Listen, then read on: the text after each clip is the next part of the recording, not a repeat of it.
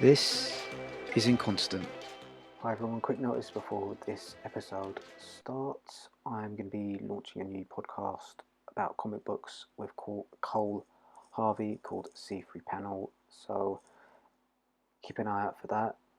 I'll probably be posting the first episode in the feed for Inconstant. Thanks guys, and onto this episode where I'll be talking to Tanwyer Rauf about the movie that is Shawshank Redemption. Thanks guys, bye. Alright, welcome to Inconstant. This is another episode in our series discussing movies. My guest today is Tanwyer Rauf. He's an accountant. He loves films, theatre and writing and reading books when he can. He's hopefully going to be a published writer one day. He knows me through Imran, and we've been friends for the past decade. And the movie that we are discussing today is the Shawshank Redemption. So I'm just going to ask you a couple of questions that I'm going to ask everyone that's going to be appearing on the podcast from here on in. So my first question to you is, what is your favorite episode of Time Team? I have no idea because I never watched it. I know that, what's his name? Tony Robinson? Tony Robinson? Oh, Tony Robbins or something. Yeah. Bulger from Blackadder, yeah, that's it. So not to be confused with Tommy Robinson. Yeah, Tony Robinson. Tony Robinson. So the second question I'm going to ask you is, why did you choose this movie? Do you know what? The reason I chose the movie, and to be honest, it's quite... Everyone I know that tells me what their favorite films are they going to say something like, I don't know, Star Wars, Godfather, Goodfellas, Heat, things like that, which I completely understand are all great films. And when they ask me, I say Shawshank Redemption, and they look at me all funny. And but at the same time, yeah, actually, it's a good film. But the reason I love it is because it's one of those films. It's probably the only film. There are other few exceptions. The only film where I can watch it again and again and again and never get bored of it. It's a film that I watch. It's a film that's, has very lot of highs and very lot of lows, but I always watch it with a smile on my face. And it's just one of those films where,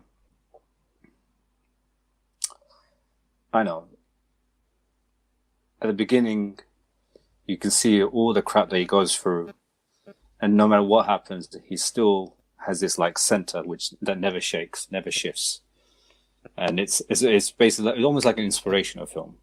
There's so many things you can take from it. But if there's one thing you can take from it, it's inspirational film, and it says to you, it's no matter what, it always will pull. You can always pull through, no matter what you're going through. So that's the main reason for me that I love this film so much. And it has a bit of everything in a way. So. And the second question I'm going to ask you is, do you remember the first time when you saw the movie? Yes, I do remember the first time. Sorry, it must have been around the mid-90s. I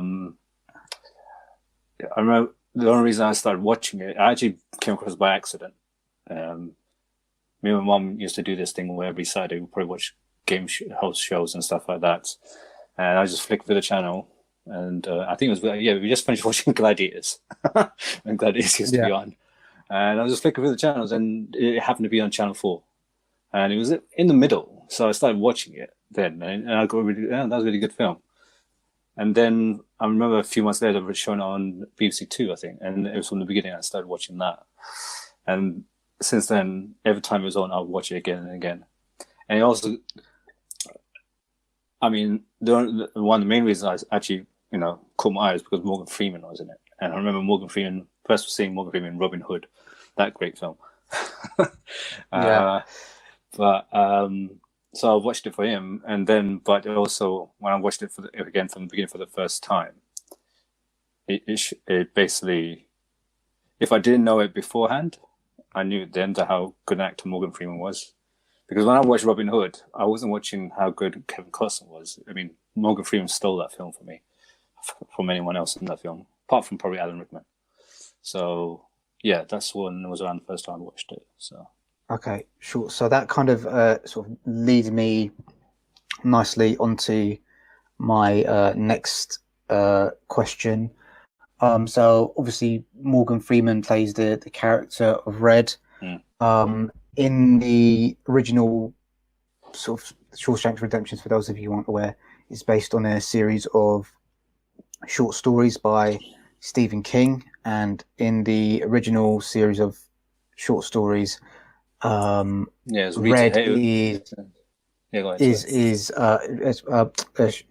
short stories. Red is actually a white Irish guy. So is this not just a typical example of the liberal Hollywood elite taking a job away from a hardworking Irish actor and giving it to an undeserving ethnic minority? Would you agree with that statement, or was that something you'd like to challenge me on? Do you know what? I think they absolutely addressed this in the film itself. Yeah. When they said, so he said, "My name's Red" to Andy Dufresne, who's played by Tim Robbins, and I said, "Red? Why do they call you Red?" I said, "Don't know." So I think it's the Irish in me. So I think they addressed it right there and then. Said, "You know what? It doesn't matter. Anyone can play this character." And to be honest, and in a way, is if you think of the time, you're in America. You're more a person in prison. You're more likely to be black in prison because of the system at that time. Even now, today, it's so prejudiced against black people that it's actually fitting that a black person plays that role than a redhead. It was actually a redhead Irish guy. Yeah, a redhead Irish guy. Yeah, so that's probably why.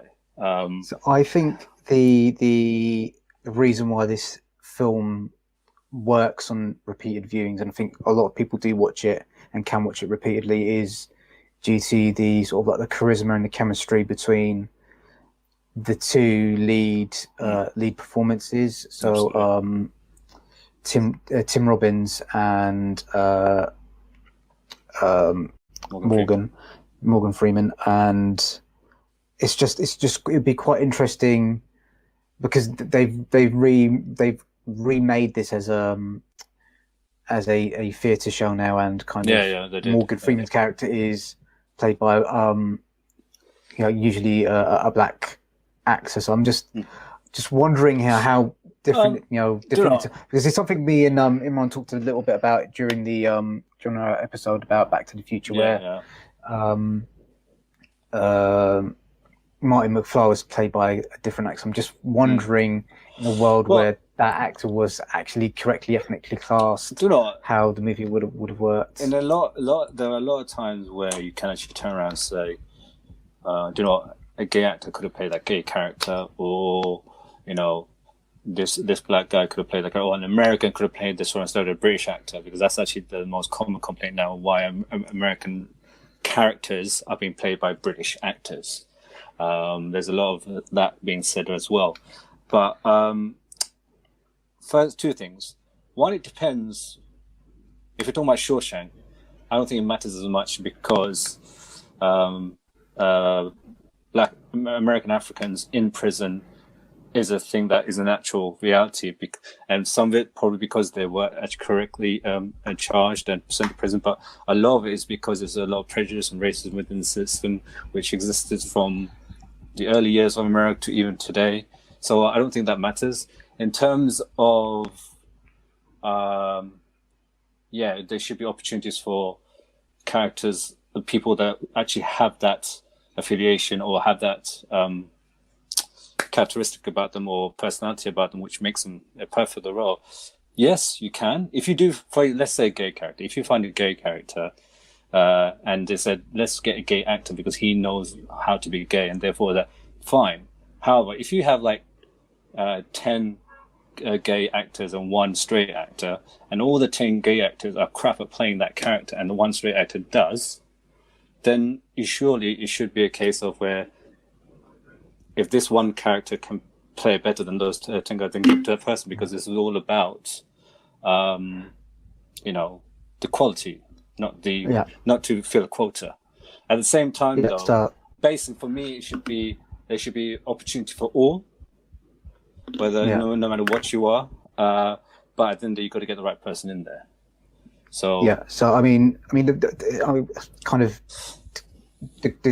digressing a little bit. Kind of, I'm all in favour of ethnically bind casting, but it can occasionally lead to movies like Avatar: Legend of Aang, which is like one of my favourite cartoon shows, and they apparently, I don't think they cast it ethnically blind. I think they just cast white actors in there because the Hollywood heads didn't believe if it was correctly ethnically cast that it would have. But it's kind of that combination of like no, I agree with Freeman that. And Tim Robbins. It wouldn't. I don't think that the film would have worked with any other two combinations of actors. Well, think of it this way: the other people before Tim Robbins got the role, there was offered to Kevin Costner, Tom Hanks, Tom Cruise, even. Kevin Costner never got it. Tom Cruise didn't believe in the director, and Tom Hanks refused because he went to. Who would Tom Cruise been playing? Would it be Andy Dufresne? Andy Dufresne. Yeah, exactly. Okay. So that's like that's an interesting choice. See, exactly, that's an interesting choice. Now, Kevin Costner is a good actor. Tom Hanks and Tom Cruise are really good actors. Both several nominated. Tom has got 2 or 3 Oscars. Yeah. So, and Tom Hanks only didn't do it because he got the role of Forrest Gump. And actually, one of the main reasons the film didn't do well. The film didn't do well in the box office at all. It only made that almost double of what it cost. I think around 58 million, something like that. But and it was made for around 25. And one of the main reasons that it didn't do well is because of Forrest Gump. And the other film, what was the other film? Pulp Fiction. So Pulp Fiction, Forrest Gump came out at the same time as Shawshank. So we got absolutely That's a triple threat right there, isn't it? Exactly. That's a triple threat right there, yeah. Exactly. And then if you think about it, there's no female leads in the film, so that's probably dissuading the women audience. So, and those are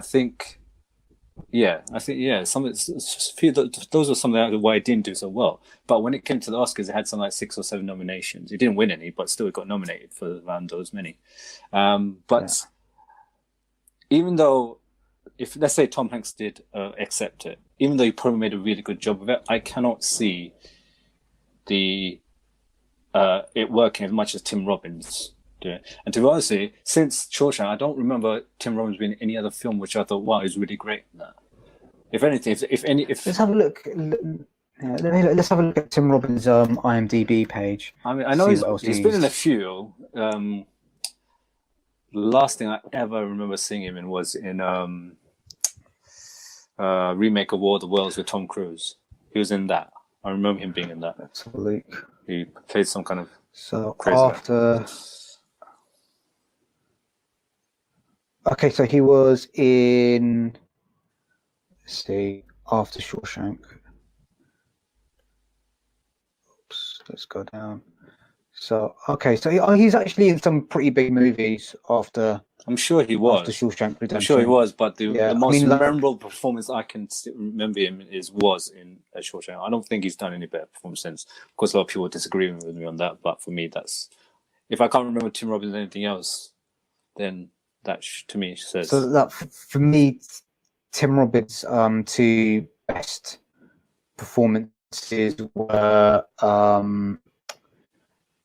The Player, which is, if you've not seen that film, that's a really good satire on the Player. So that's a satire of the Hollywood film system, and Jacob's Ladder. Jacob's Ladder is not that great of a movie, but he's very good in it, I think. But looking at his filmography, I don't remember him in Mystic River. Was he in Mystic River? Oh yeah, he was in that actually. Yeah, I remember. Yeah. Okay. But again, for me, it was just Shawshank.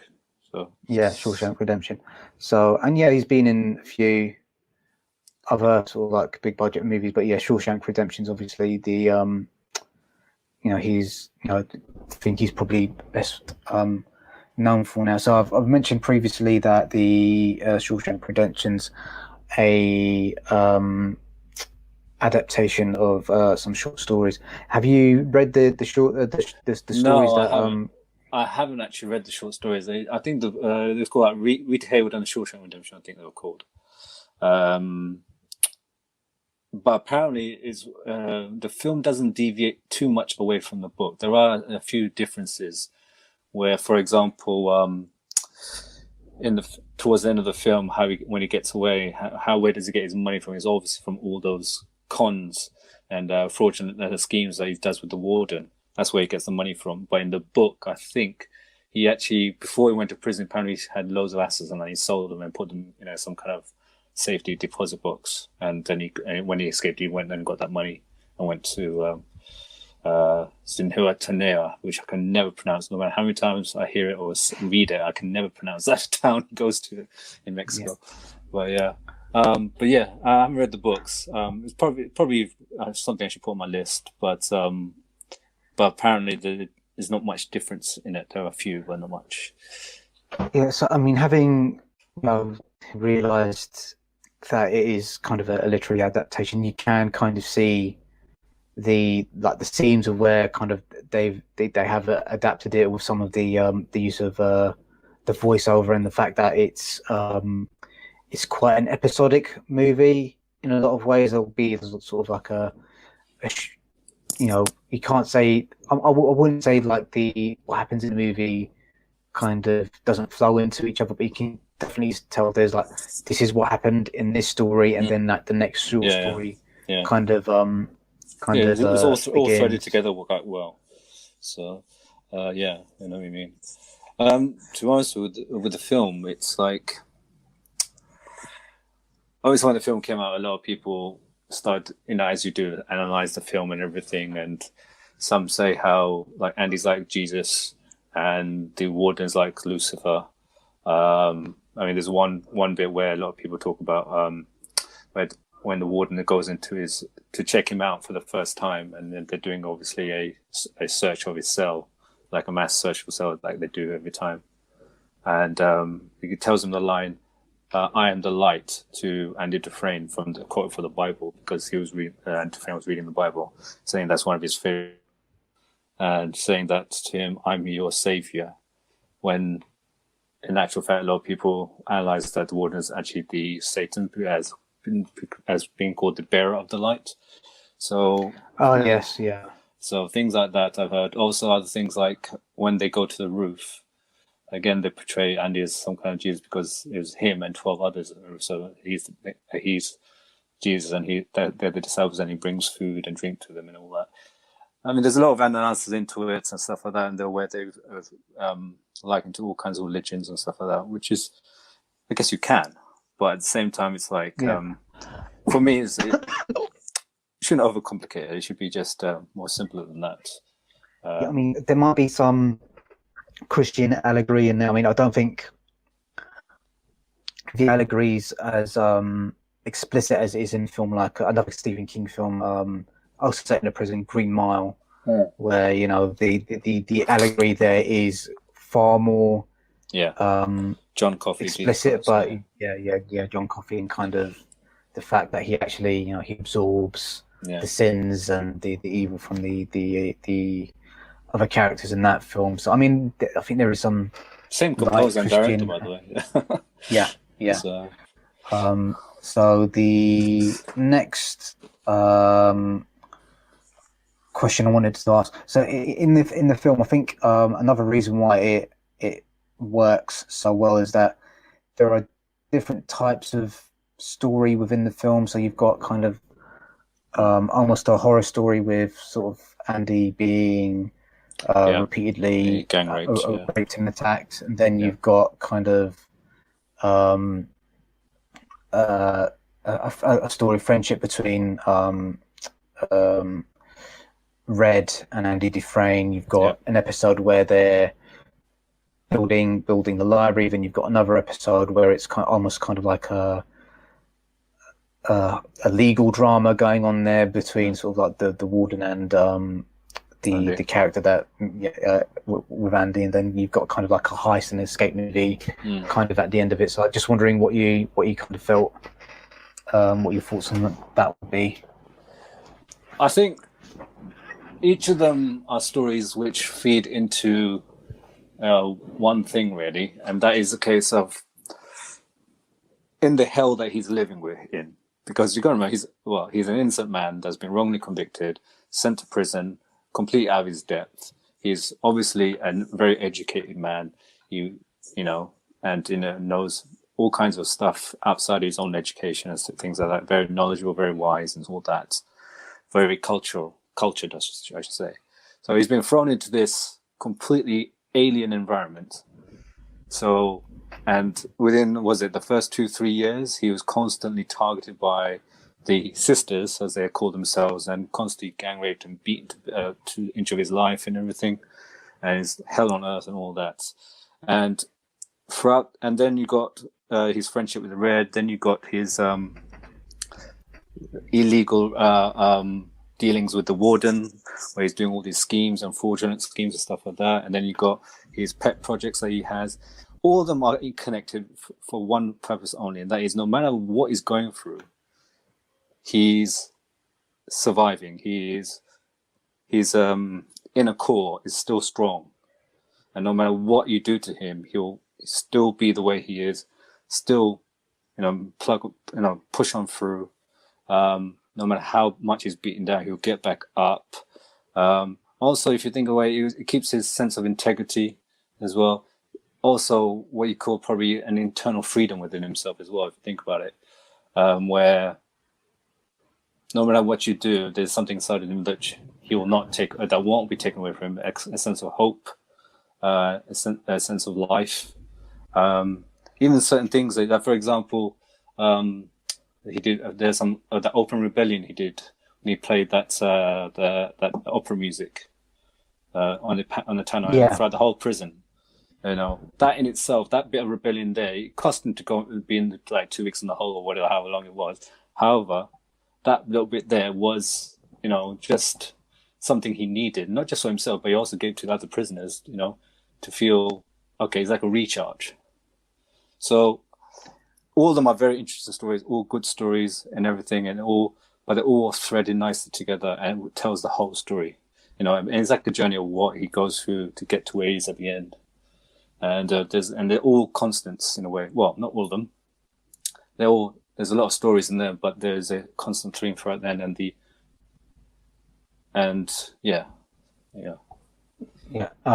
So the next thing,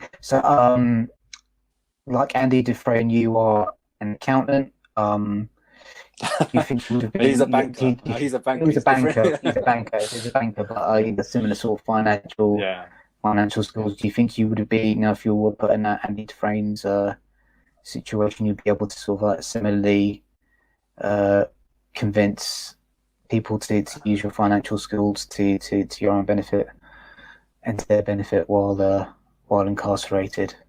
No, because because Andy Dufresne knew the banking and tax system inside. I mean, when he was a banker, he was not just a banker; he was the banker, where everyone. I thought he was just I thought he was just like a bank manager. Was he? I think if he was a bank manager or a banker, he was extremely good one. And even when on the roof, when he went to what's the prison guy's name? Hadley, is it? Can't remember his name. Yes, I think so. Yeah, so they captured the prison guards. He's complaining about how the taxman, how the taxman's going to take away most of the money that his estranged brother left him, and obviously when Dufresne was about to be thrown off, and then finally come off the roof, and then finally convince him, well, actually no, you can keep all the money, but just give it to your wife, and how to do it all and everything, and said, you're that hotshot banker, aren't you? So he says that. So I think outside, even though he was a bank manager, he was an extremely good one. And he knew the tax system and the bank system and the financial system inside out. Now, I can tell you there's a lot of probably accountants out there, Attic, and for example, and all that. He's very good at his job. Even Pav is very good at his job. But even their level of knowledge is probably nowhere compared to Andrew Frame. No offense, Parvez, I think. But if they're listening, but he knew the system to the point where even 20 years down the line, he could still manipulate the system because he knew. He's been. I mean, at that point, he'd been in jail for quite a long time, so I don't know how he kept on top of all the exactly. I because the tax code changes on a regular basis. I assume that considering that when he first was able to come up with help the prison guards and the warden with their taxes and everything at the time, he was currently up to date. So obviously they saw the warden saw they could actually use him. So obviously I think they'll provide him with any up to date information. Or he'll ask them, actually, I need this and this, so I know if it's all up to date. So, and a man of someone of that who's that studious and has that much eye for detail, he would definitely keep up to date with him if he's given the information. So, yeah. But my answer is definitely not. And different is definitely not. They're far smarter than I am when it comes to that kind of thing. So, the other thing that kind of is a theme that runs through the entire movie is kind of the dangerous nature of feeling hope, and how kind of hope repeatedly dashed can kind of destroy the human soul. Or hope being, if you hold on to hope and sort of nurture it, can also see you through. So at the time of recording this, we are, what's the date today? It's the 14th of April 2020. We're in the middle of the COVID-19 lockdown. So it's an interesting thing to talk about, is hope, the actual notion of hope at the moment, because at the moment the entire world is hoping that the vaccine is going to be developed. The entire world is hoping that their governments in their respective countries are going to hopefully eventually be doing a good job if they're not doing a good job at the moment. So I just wanted to sort of raise the issue of hope and how it's dealt with within this movie. Within this movie, both when obviously the hope is mentioned after Andy comes out from being in the hole for 2 weeks because of that, so he played that music out loud to the Tanwyer. And he said the reason why he was able to deal with it and not have no problem being in the hole was because he had that hope inside of him. And of course, Red almost took offense to that. Way you shouldn't be doing that. It's dangerous. If you have hope, you're going to destroy yourself. Best get rid of it. And so what like Brooks did. Now Brooks is obviously the elderly gentleman, a prisoner who's been in this all his life, like 50 years in life. Then he finally got released, but he couldn't deal with it because within prison himself, he was an important man. Outside, he was nobody, and obviously eventually took his life. That's an example of someone who had literally no hope. I'll tell you one thing I'll tell you about hope. There are a lot of people out there who lose hope and, do what they need to do, just give themselves up or take their life or what have you, right? But even when someone has lost hope, this is something, is one of the definitions of being human or humanity. Even if when you have lost hope, you still have hope. You may be the most minuscule spark of hope within you. Because let's say someone's going to shoot you and you lost all hope, you're not going to survive. But even right then you're hoping in the hope that something happens where you don't die. You don't want to die. You have that hope of not wanting to die, but you're going to. So no matter how hopeless you feel, there's always hope, even within each person. And if I was to, and also this film is quite relevant at this time now, and I recommend to anyone who hasn't seen this film or forgotten what the film is about to watch it again, because in relation to what's going on with the COVID-19 virus, the pandemic,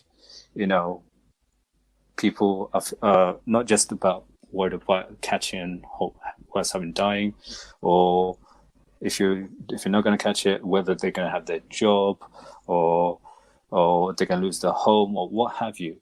You know, no matter how bleak it gets, you will pull through. Things will come back. Things will turn around again. If you get ill and you're on the brink of death, you can come back from that. If you die, don't worry about it, because at the end of the day, we are all born and we all going towards our death. So just make the most of what you got. Moving away from COVID-19,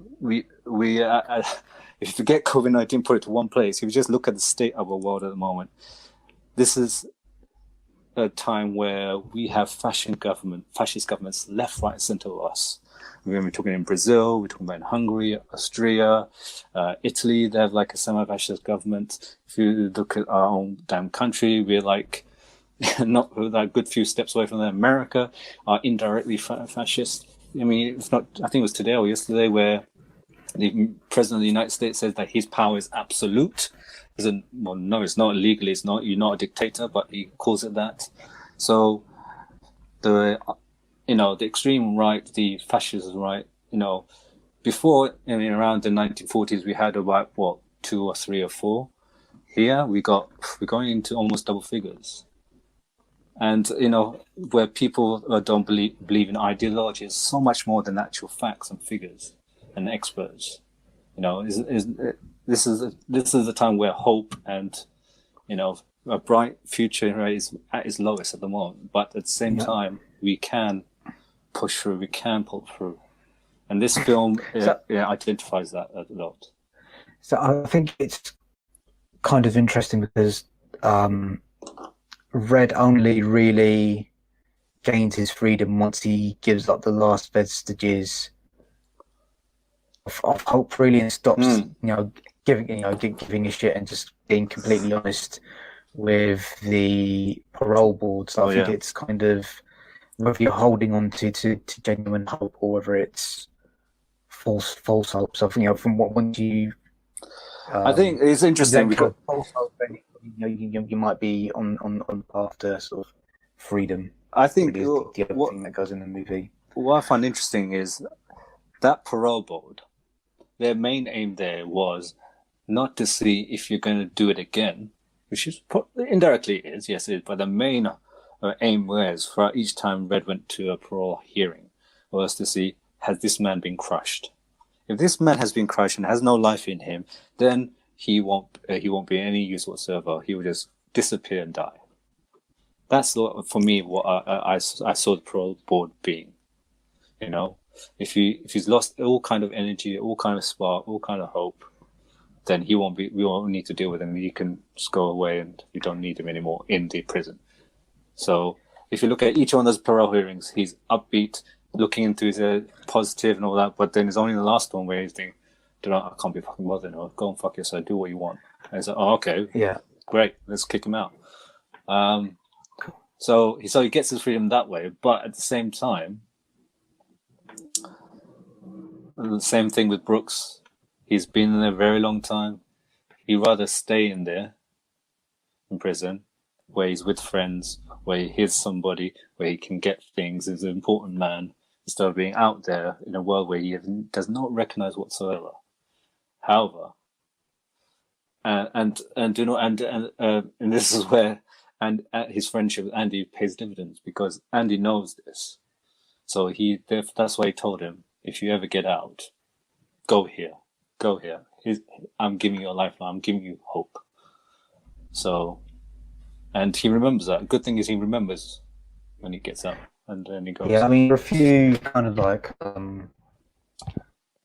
there are a couple of things in the movie. So whenever you're watching a movie, you always have to kind of have a certain amount of suspension of disbelief. So you have to kind of suspend your disbelief that Andy would have been in exactly the right spot to kind of dig himself out through that wall and sort of get through the pipe and whatever.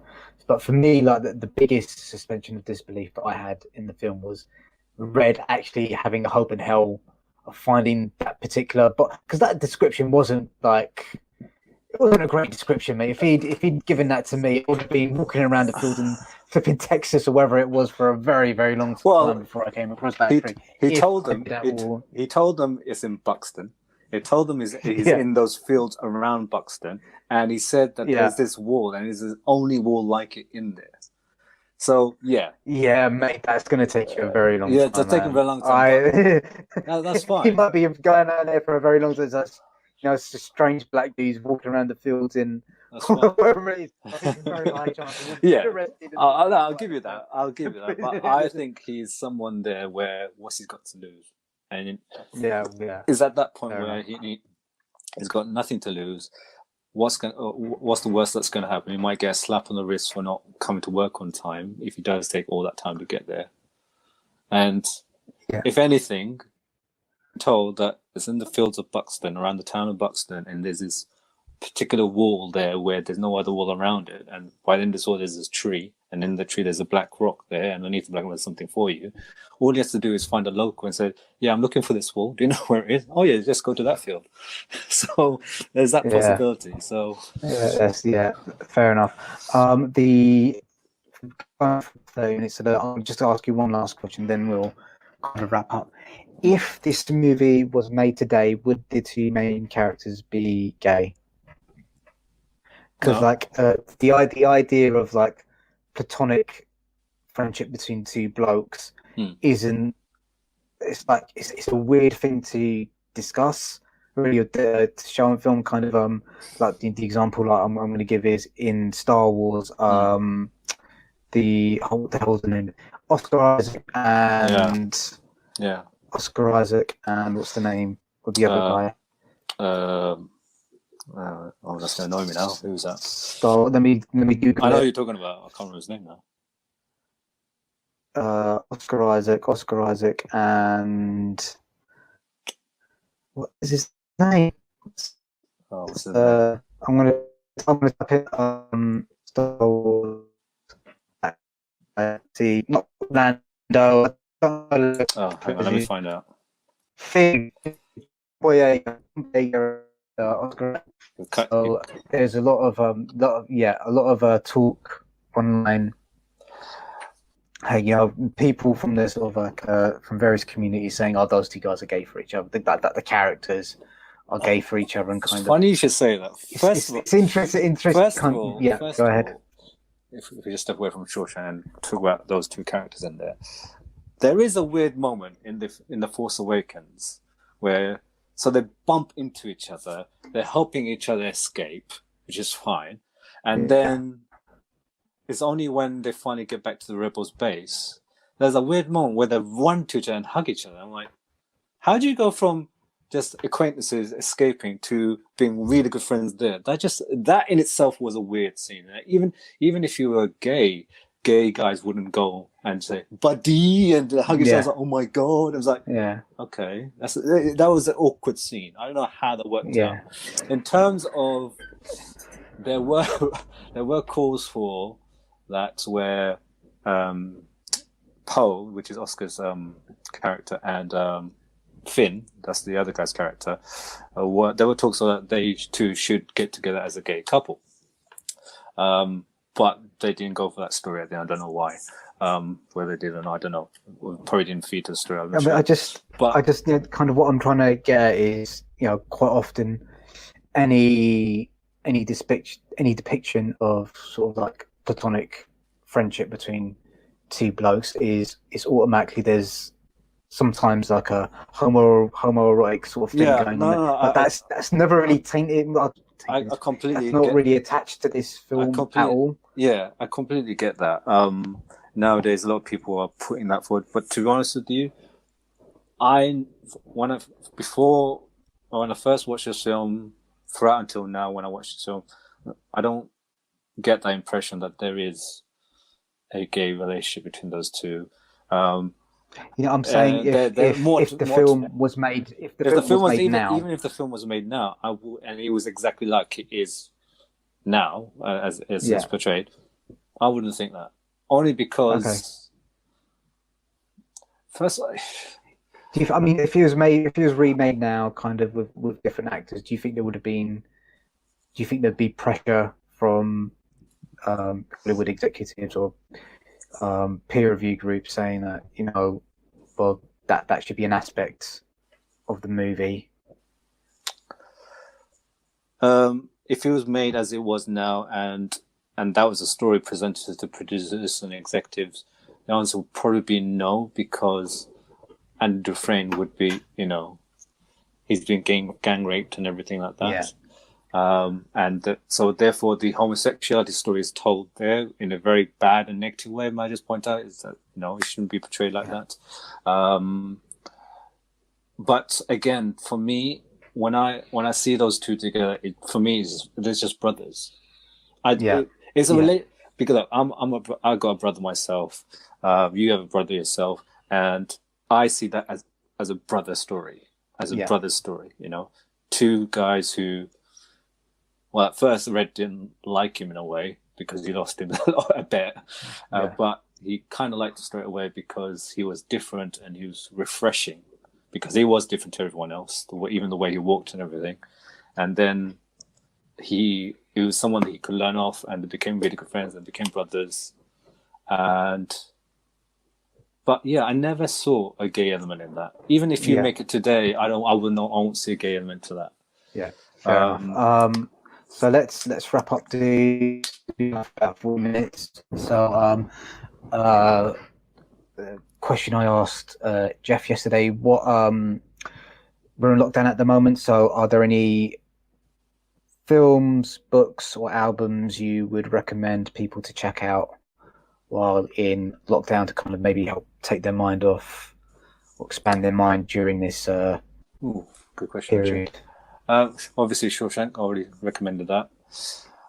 I would recommend any story that does one or two things, well, probably more than two things, but one, a film that makes you forget of all the shit that I need a specific film or album. I need just don't give me like these generalities, man. I need a specific thing for my meager audience to be able to sort of like go onto Netflix or go onto Spotify and find. I definitely recommend at the moment something I'm watching now, The Mandalorian. That's very good. Yeah.